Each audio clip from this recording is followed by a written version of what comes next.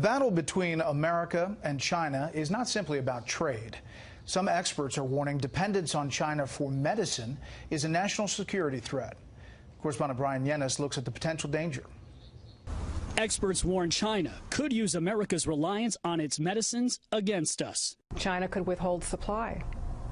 They could degrade medicines, put lethal contaminants in them, or they could sell us medicines that don't have any of the medicine in them. Federal Drug Administration stats show at least 80% of the active ingredients found in America's pharmaceuticals come primarily from China.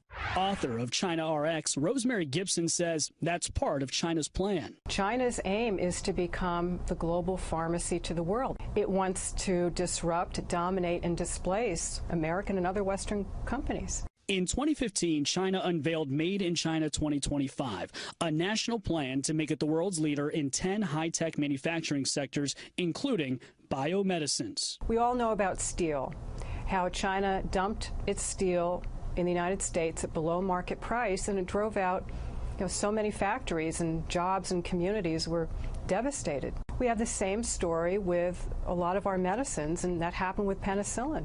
America's last penicillin plant closed in 2004. Now, China's trying to dominate generic drugs, making everything from blood pressure meds to chemotherapy drugs.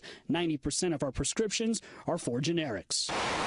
America's military is also at risk, experts say, because our troops and veterans are being given China-sourced generic medicines. I have no doubt that they would consider weaponizing their dominance of the pharmaceuticals market if they felt that that would give them an advantage over us strategically.